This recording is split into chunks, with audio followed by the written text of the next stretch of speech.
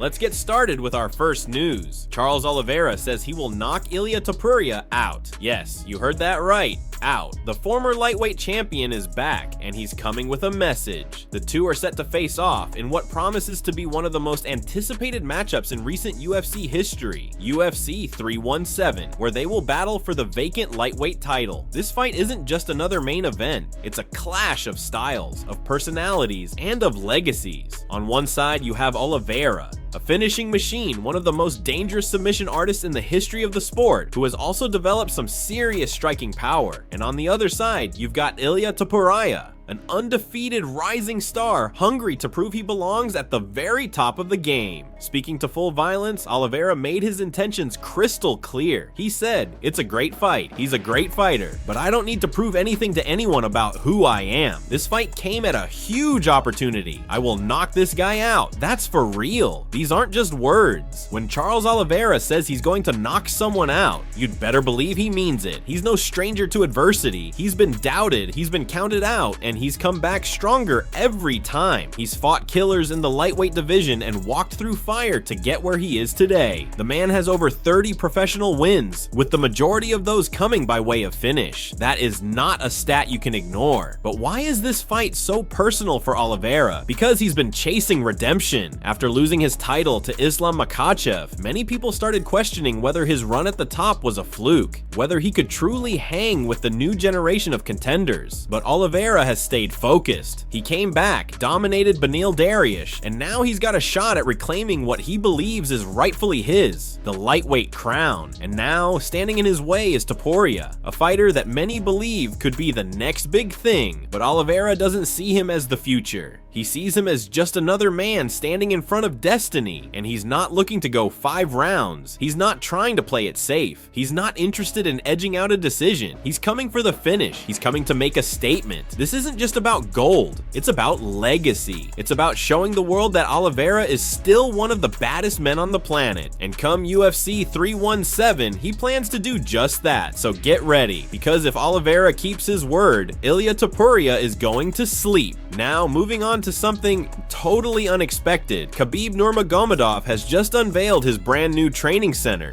a stunning facility built right in his home village in Dagestan. But here's where things get interesting. He says Conor McGregor paid for it. Yes, you heard that right. The man who became Khabib's greatest rival, the man he fought in one of the most heated, hostile, and emotional fights in MMA history, indirectly funded this entire project. Let's break it down. Khabib recently took to Instagram stories, sharing a video of the new facility, a modern, world-class training base surrounded by the mountains of Dagestan. Along with the visuals, he added this powerful message, translated from Russian. "Once upon a time in America, I participated in the biggest rivalry in martial arts history. I beat the guy who I didn't like, and he paid for it." Boom, that's the mic drop. He's clearly referencing his 2018 victory over Conor McGregor at UFC 229, one of the most watched and most profitable fights in UFC history. Khabib dominated that bout and submitted Conor in the 4th round, cementing his legacy. The fight generated millions in revenue, and now we know where that money went. Khabib continues, "When I came back home, I invested that into this beautiful land in Dagestan. This isn't just a gym, it's a statement." Khabib is showing the world that while others chase fame, drama, and cash, he's focused on legacy. He adds, "This training base has an interesting story. I want to add that these investments won't pay off money-wise, and I never had such a goal." So he's not looking to make money from this place. It's not a business. It's not a marketing ploy. It's about something much deeper.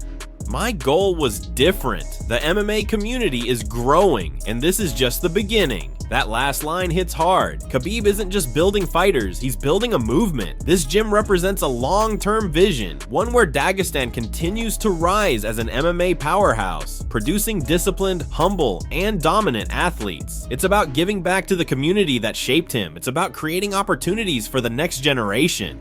And the fact that the funds came from the very rivalry he once said crossed every line. It's poetic justice. Khabib Nurmagomedov may have retired undefeated, but his influence continues to grow outside the octagon. With this new facility, he's planting seeds that could change the MMA world for decades to come. And the irony, his biggest rival helped pay for it. Talk about the ultimate full circle moment. Let's move on to another major development in the MMA world. And this one's stirring up quite a bit of debate. Daniel Cormier has stepped forward and publicly disagreed with none other than Chael Sonnen. That's right, DC is pushing back on Chael's recent comments about Islam Makhachev, and he didn't hold back. Chael Sonnen, known for his sharp takes and no-nonsense commentary, recently claimed that Islam Makhachev's reported decision to move up to welterweight and challenge Jack Della Maddalena for the title wasn't a display of bravery. In fact, Chael took it a step further, calling the move an act of cowardice. He suggested that Islam was avoiding tough matchups at lightweight, and that going up in weight was merely a strategic escape. Well, Daniel Cormier, a man who's shared the gym, the octagon, and years of coaching experience with Islam, had a very different take. In fact, he strongly disagreed with Chael's interpretation and gave a passionate breakdown of why he believes Chael's view completely misses the mark.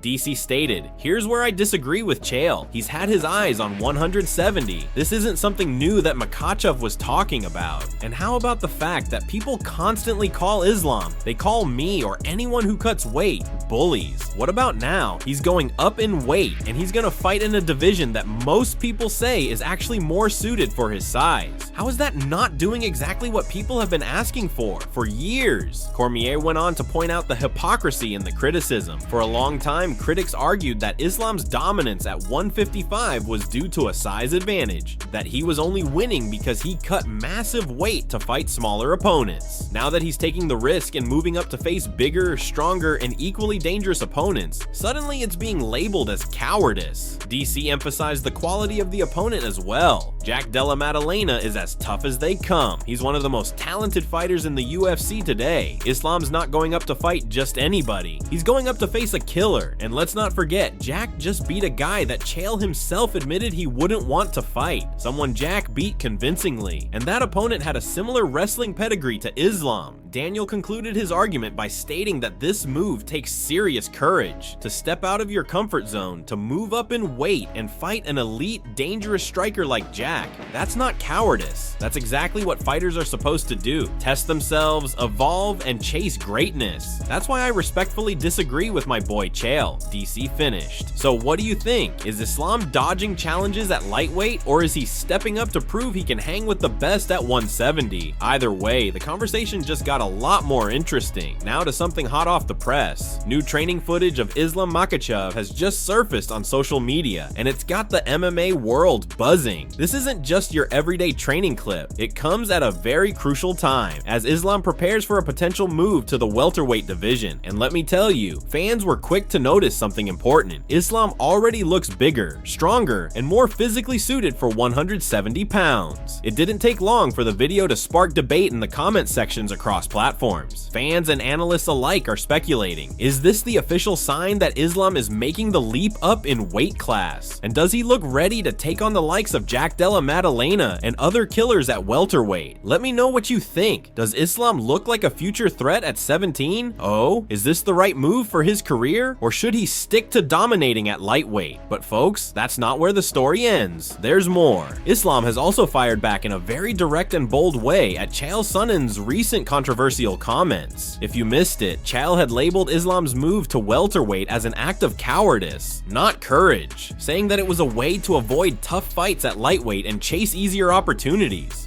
Well, Islam was having none of that. Today, he took to X, formerly Twitter, and posted a message that has been making the rounds fast. Here's what he wrote. Chasing hype and money is not the same as chasing greatness in the sport, but an average athlete who built his way to the top with cheap trash talk won't understand that. So please, seat and watch how others doing it, Uncle Chael. Double champ. Boom. That's a direct shot. No subtlety, no filters. Islam is clearly standing his ground and making it known that his move to welterweight isn't about running from challenges. It's about chasing legacy, greatness, and becoming a two-division champion. And let's break down what he's saying here. He's accusing Chael of being someone who relied on trash talk, not true merit, to rise in the sport. He's implying that Sonnen doesn't understand the mindset of a true athlete chasing real accomplishments, not headlines or pay-per-view buys. Guys, Islam wants the belt, the legacy, and the respect that comes with taking the hardest path possible. Plus, let's not ignore that hashtag, #, double champ. That's not just a clapback, it's a statement of intent. Makhachev clearly sees himself as the next man to hold belts in 2 divisions. So now the question is, will Islam walk the walk at 170? Is he truly ready to shake up another weight class? Only time will tell, but one thing's for sure, he's not staying silent and the world is watching. Let's keep it moving, and this next update is a major one for fight fans. Jack Della Maddalena is pulling out all the stops as he prepares for the biggest challenge of his career, a showdown against Islam Makhachev. And now he's getting some seriously elite help. That's right, JDM is teaming up with none other than Alexander Vulcganowski for this highly anticipated bout. In an interview with the Westport, JDM confirmed that he'll be working closely with Volk, who of course has faced Makhachev twice inside the octagon and gave him one of the toughest fights of his career. When asked about the partnership and whether he would pick Vulcganowski's brain for strategy and insights, JDM didn't hesitate. "Yeah, 100%. I definitely plan on it," he said. "After the last 2 fights, I've spent a bit of time in Wollongong, so yeah, that'll probably be the first stop. We go to Wollongong, talk to Volk, see what he reckons." That's a smart move by Jack. Vulcganowski has first-hand experience of Makhachev's strengths, weaknesses, and tendencies, and few fighters can say they've studied Islam as deeply or fought him as competitively. Teaming up with Volk not only gives JDM technical insights, but also a mental edge, knowing he's being coached by someone who's gone to war with the lightweight king and lived to tell the tale. But that's not the only addition to Jack's camp. He's also bringing back Craig Jones, the world-class Brazilian jiu-jitsu coach who helped Volk prepare for Islam in their previous encounters. When asked about Jones, JDM had nothing but praise. "Yeah, he's a legend, you know. He's obviously a master grappler. He's helped Volk out a lot. And yeah, just small details. He's helped us with pretty much just small details that make a big difference. I think he definitely helped me a lot. And yeah, he'll help out again."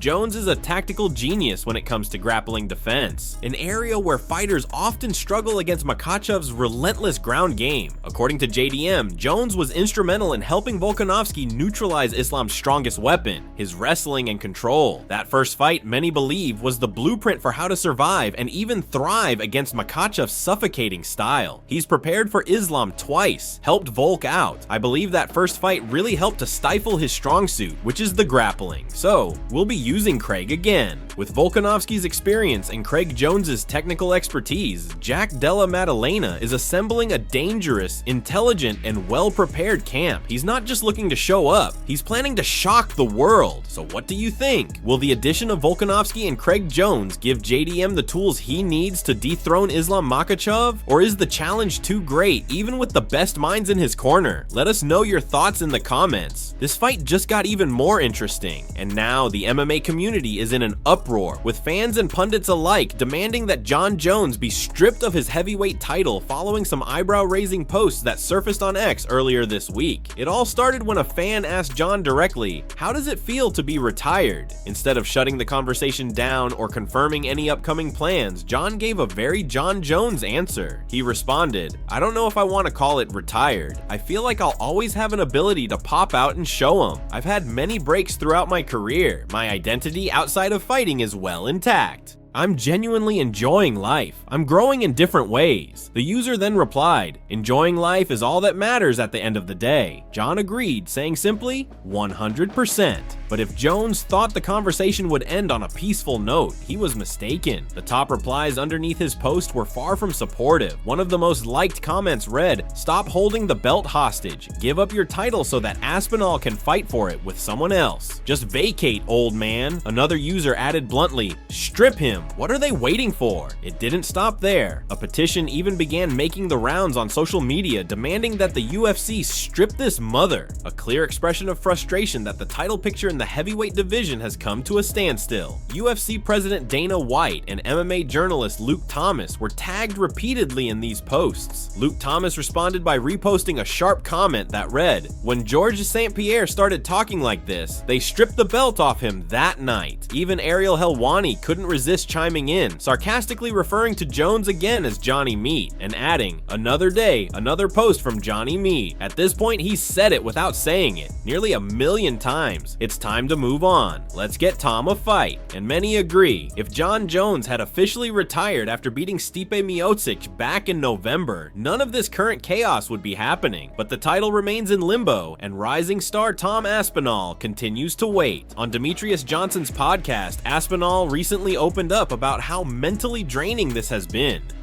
It was obviously devastating to get injured in front of everybody and stuff, but anyway, it was a tough time for me. Came back, took me a year with the rehab, so it was a tough couple of months mentally, but I always had a little goal to work towards. Now, I've been almost a year inactive with no prospect of anything apart from weight, so now is actually a little bit more of a tricky time for me mentally than it was then. I constantly had little goals to work towards, whereas now it's like, right, just be ready and we'll let you know. It's kind of difficult mentally. At this point, the sentiment is clear. The division needs clarity, and many feel it's time for Jon Jones to either defend the belt or step aside. Let us know your thoughts in the comments, and don't forget to like, share, and subscribe for more MMA news, drama, and updates.